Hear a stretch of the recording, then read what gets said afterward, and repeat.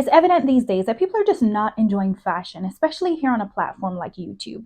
It doesn't matter what label or title you want to put on the fashion, be it designer fashion, luxury fashion, fast fashion, what kind of aesthetic, be it old money, new money, logo mania. It doesn't matter what it is, we are just not enjoying it.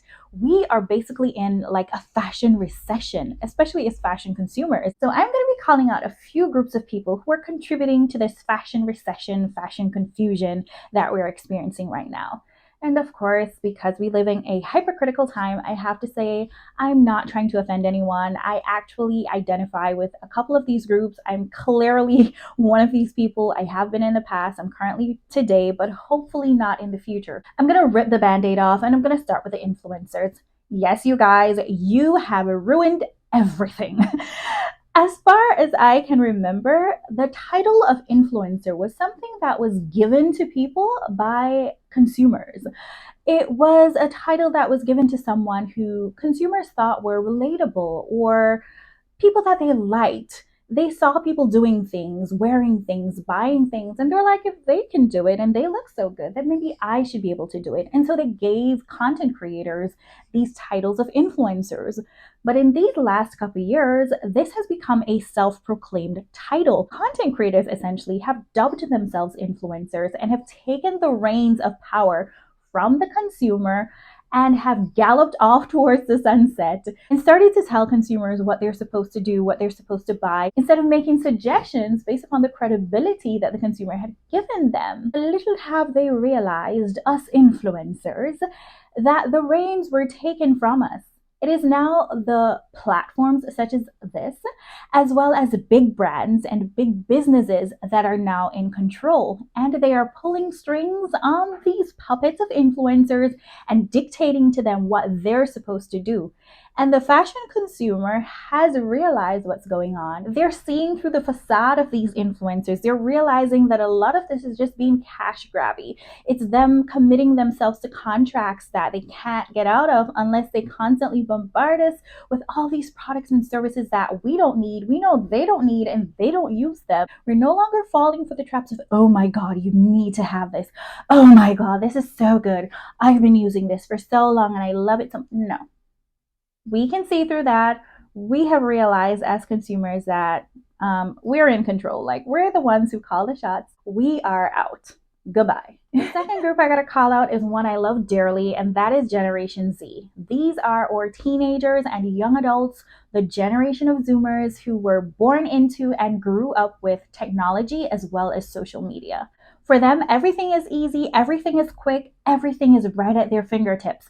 They're the most self-aware generation in existence, and they're also the most vocal because they have a lot of platforms to freely express themselves, not only in a local, but in a global way. And I love them for that. I love that they also have this way of being very efficient with almost everything.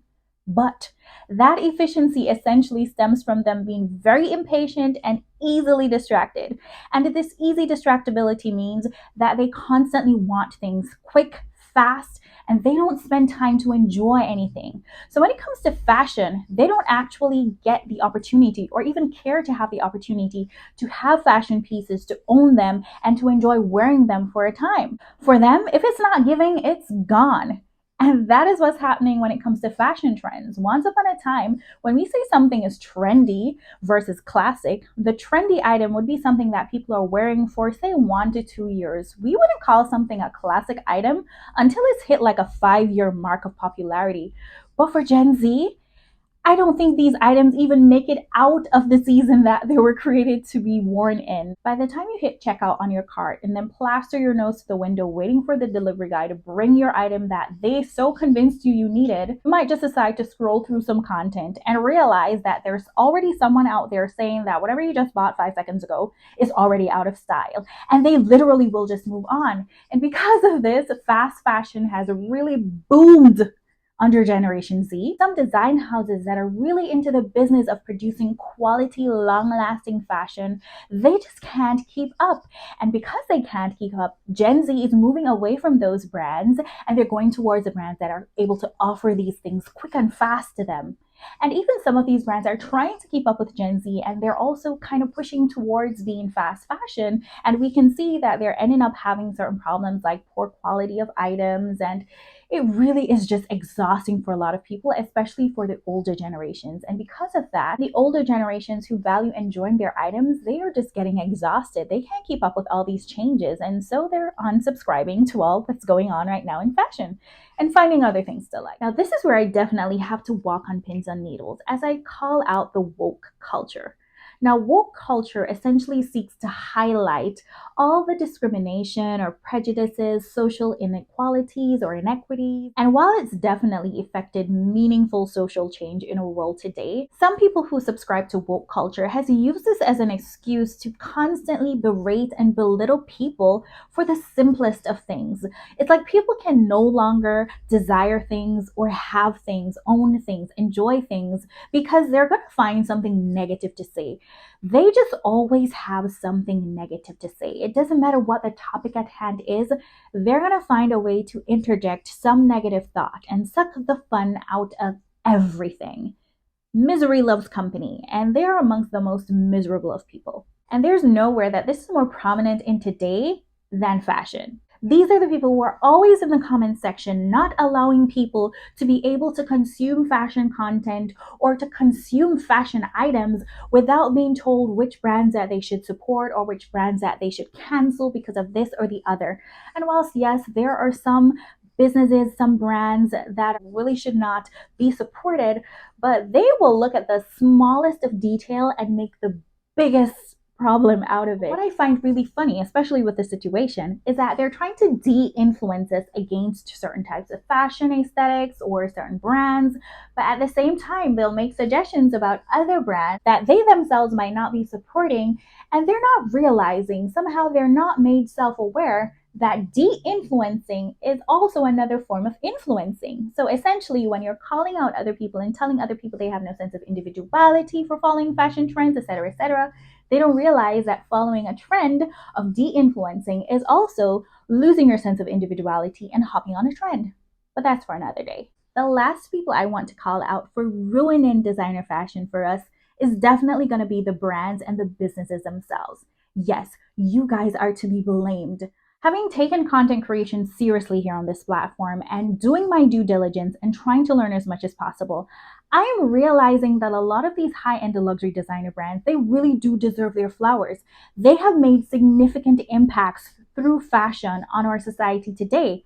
But a lot of people don't know this, and they don't believe that they are worth spending thousands of dollars on simply because they've gotten to the point where the business aspect of designer fashion has taken over. These businesses have now become so cash grabby. They're trying so hard to stay a billion-dollar industry that they are skimping on the quality of their items, the very quality that gave them credibility, the very quality that set them apart from other businesses, the very quality that people have been promoting to other people so that they can support these brands. They are letting go of this quality and essentially spitting in the faces of their loyal customers for expecting them to pay thousands upon thousands of dollars for items that are no better than the fast fashion brand.